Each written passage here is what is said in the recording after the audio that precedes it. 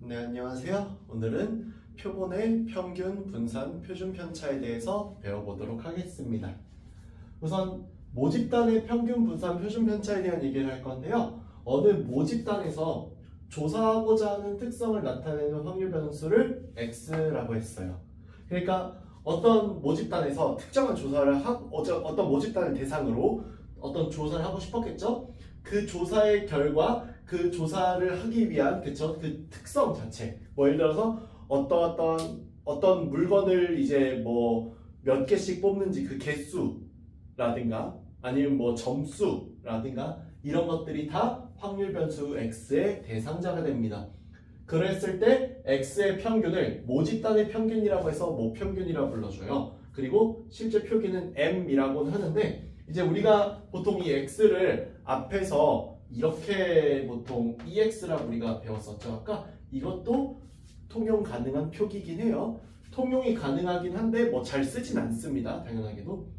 그 말대로라면 얘도 VX라고 쓸 수 있고 얘도 시그마 X라고 쓸 수 있는 거 아니냐라고 할 수 있는데, 맞긴 맞는데 아무래도 이제부터는 M이라고 시그마 제곱이라고 시그마라고 표기하겠다라는 거죠. 모분산도 마찬가지로 모집단에서의 확률 변수 X의 분산, 모표준 편차도 모집단에서의 확률 변수 X의 표준 편차 X, 이 시그마라고 표기해주는 이런 개념이 모집단의 평균, 분산, 표준 편차에 대한 기초 개념 되겠습니다. 이 기초 개념에서 표본의 평균, 분산, 표준 편차가 나오게 되는데, 모집단에서 이미 추출한 크기가 n인 표본을요, x1부터 xn까지 이렇게 나열해놨죠. 이것들에 대한 평균을 우리는 표본 평균이라고 불러요. 그래서 표본의 평균이죠. 말 그대로 표기를 보통 x바로 합니다. 구할 때 x바는 n분의 1에 x1, x2부터 해서 xn까지 더한다는 거 기억해 주실 거예요. 두 번째로 표본 분산이라는 개념인데, 이거는 표본의 말 그대로 분산이고 S제곱으로 표기하는데, 특징 중 하나가 우리 원래 보통 모분산을 구할 때 일반적인 분산 Vx는 n분의 1에 n 빼기 x1의 제곱 n 빼기 x2의 제곱 더하기 이런 식으로 했었거든요. 우리 모분산은. 근데 이거에 비해서 표본 분산은 여기에 숫자가 n-1분의 1이라는 거 좀 알아두실 필요가 있어요. 실제로 이제 문제에서 표본 분산을 계산하라고 하는 문제는 잘 안 내긴 하지만, 낸다라고 하면은 n-1분의 1이라는 걸로 계산 안 하시면은 반드시 틀리시게 될 거예요. 그래서 이렇게 계산하는 것이 있다라는 거 알아두시면 되고, 마지막 표본 표준 편차는 표본의 표준 편차로서 S로 표기하는데, 당연히 위에서 구한 표본 분산의 루트 시험을 구할 수 있긴 해요. 근데 또 하나가 뭐냐면은 n이 30보다 크거나 같으면, 여기는 이 표본의 크기 n이 30보다 크거나 같으면, 다른 말로 얘기하면은 큰 수의 법칙이 성립하면은 S가 시그마랑 같아진다는 특징이 있습니다. 그래서 여기는 이제 큰 수의 법칙이라고 하는 것을 통해서 표본 표준 편차를 모 표준 편차를 이용해서 계산하는 방법을 사용할 수 있기 때문에, 여기는 이 내용도 잘 기억해 두시면 좋을 것 같아요.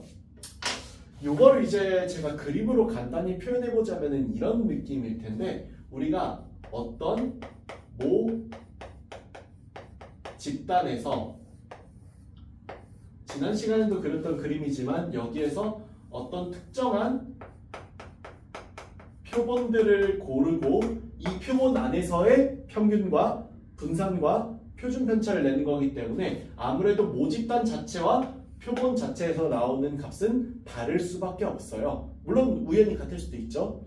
가령 예를 들어서 이런 느낌일 텐데, 우리가 잘 알고 있는 현재 등급제 시험인 1등급부터 9등급까지를 모집단으로 해서 수능을 본 고등학생 전체를 모집단으로 한번 해볼게요. 예시로.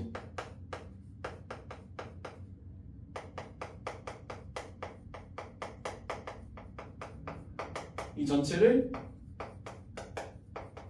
모집단으로 하고, 땡땡학원 수강생 중 수능을 본 사람을 표본으로 한다. 만약 그렇다라고 하면은요, 이 표본에서 만약에 이 얘기예요. 저희가 예를 들어서 한 10명을 뽑았다고 칩시다. 10명을 뽑았는데 1등급이 3명이고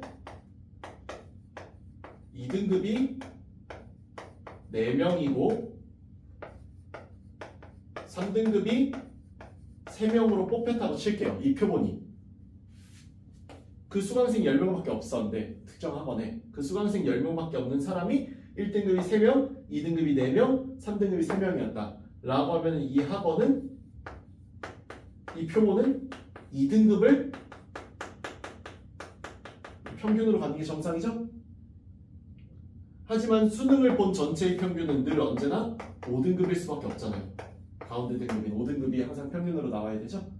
이런 게 이제 여기는 표본 평균인 x바와 모평균인 m이 다를 수 있는 사유가 되죠. 그래서 여기 있는 이 문제, 이쪽의 문제를 풀 때는 한글을 잘 읽어서 표본에서의 평균인지 모집단에서의 평균인지 또 이 다음 시간에 배우게 될 표본 평균의 평균인지 이런 거 등등등을 잘 봐주시는 게 중요할 거예요.